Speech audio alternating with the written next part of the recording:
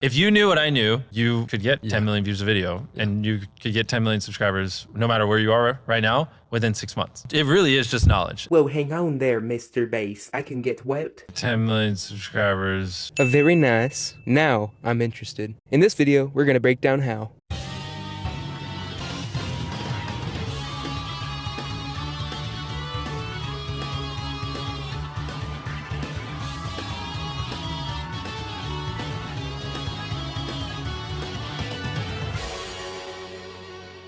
Hey everyone, welcome to Talkable, YouTube's official show where we dive deep into, well, a lot of things.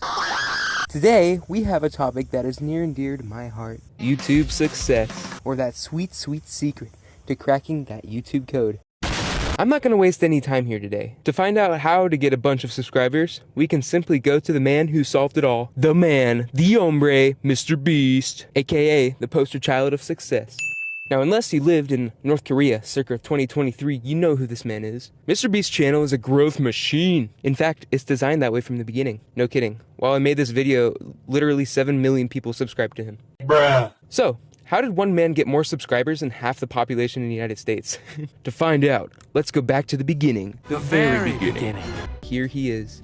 Baby Mrbeast 6000, making stereotypical small gaming channel videos such as this. How's it going, guys? Yes, you did read the title correctly. I am going to be talking about how much money I have made off of YouTube. $30 a month.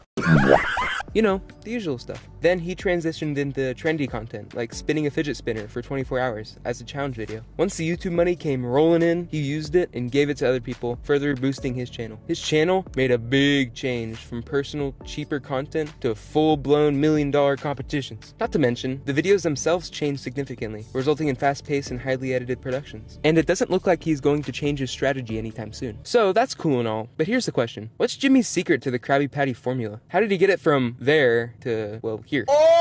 Today we're going to look at the best advice given to YouTube creators. Sitting down with Lex Friedman, he gives us some wise, sage wisdom. I would say just fail. Like, just a lot of people get analysis paralysis and they'll just sit there and they'll plan their first video for 3 months. And yeah, I'm any of you listening, if you, especially if you have 0 videos on your channel, your first video is not going to get views. Period. It's not. Your first 10 are not going to get views. I can very confidently say that. So stop sitting there and thinking for months and months on end and just get to work and start uploading. Like, all you need to do, this applies to people who have not uploaded videos but have dreams of being a YouTuber, is make 100 videos and improve something every time. Do that. Secret number 1, just fail. Start uploading and start failing. Don't waste time theorizing. This advice has a lot of merit. How will you learn how to be successful on a platform if you never upload in the first place? Failure is inevitable. Literally all successful people have experienced failure. Honestly, it's a great tool to help people learn the best.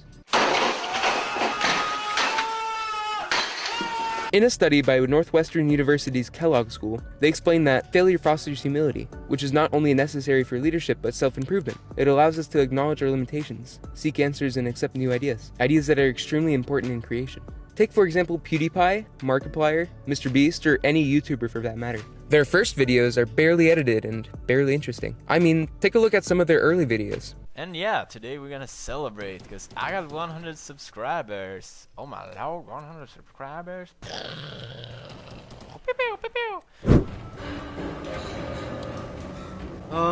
They all experienced the failure part of YouTube.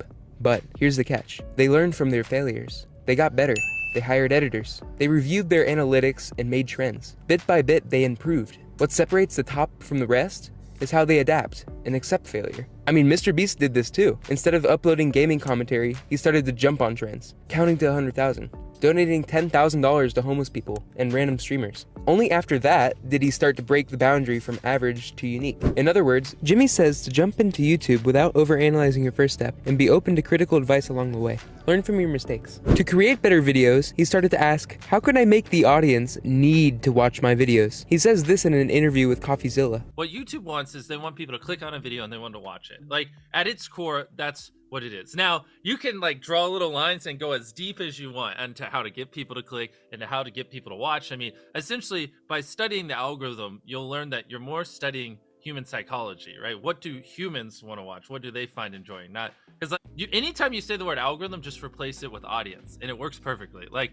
the algorithm didn't like that video. No, the audience didn't like that video. You know, because literally that's it. If people are clicking and watching, then it gets promoted more. And that's literally all the algorithm does, is reflect what the people want. Secret number 2, make your videos interesting, but not only that, inescapable. He explains it very simply. If your videos are not interesting, you won't get the audience retention or viewership, and it will show in your analytics. He says that it is not the algorithm's fault, but it's the content's fault. Just for a second, put yourself in YouTube's perspective. YouTube wants you to succeed, mathematically. It wants more creators to produce content. YouTube will work in your favor. Very nice. But they can only do so much if the videos themselves are uninteresting and bland. He goes further by saying this. Your title and thumbnail set expectations, and at the very beginning of the video, to minimize drop-off, you want to assure them that those expectations are being met. If you click on a video where, of his, where it's like, Tether is a scam, and then at the very beginning he starts talking about literally anything else, then you are like, oh, this is bullshit. This isn't what I clicked on. But if at the very start of the video you go, Tether is a scam, and I'm going to teach you why, then it's like, okay, you match the expectations. So at the very beginning, match the expectations, and then you want to exceed them. So you want to assure people that what they clicked on is what they're getting, and then blow their mind and be like, but you're also getting even more. That's how you lower drop off, which a lot of people, sometimes it takes them like 20 seconds to really meet the expectations. And so you lose, like, that's where you're going to lose everyone. Everyone's videos start like this, and then it levels off. So you want to reduce the amount of people that click off on the audience retention graph. Not only does your video need to be interesting to a wide audience, but give more than what you promise. Leave your audience wanting for more, so they stick around for a longer time. Jimmy explains that the game of audience retention is to keep the original 100% as long as possible. So do not let 1 second of your video go by without being interesting. Give them a reason to stay. One thing I noticed recently is that Jimmy cheeses something in the middle of his videos. Take the Chocolate Factory video, for example. Make sure you watch to the end of the video because I have a special surprise guest that will blow your mind. At that point, it is way more likely for someone to watch to the end. Sometimes I find this a little bit annoying, but hey, apparently it works. Something Jimmy said is very important. Audience retention is huge for YouTube video promotion. The algorithm for the search bar and recommendations is the same. YouTube promotes content that, 1, is relevant to the viewer, what they might like. 2, audience engagement, how many likes or comments. 3, the click-through rate of the video, or the percentage of people who clicked on it. And 4, most importantly, the view duration, or how long people watch the video. If you want to make the big views on YouTube, the content you produce has to attract a large amount of people. We see this with the YouTube channel, Wired. Think of it this way. How many more people would be interested in watching an interview with Ryan Reynolds than an interview with Moist Critical? Apparently about 46 million. And how many more would rather watch Moist Critical over someone smaller, like Pokimane? About 3.9 million more. Ouch. Point is, make your videos watchable to any random stranger. Mrbeast shows this with every video. Not many people can resist watching a Lamborghini get smashed in a hydraulic press, or a man survive 7 days at sea. But make sure it's not too broad, and it stays unique in order to stand out from the rest. Which leads us to this nugget of knowledge.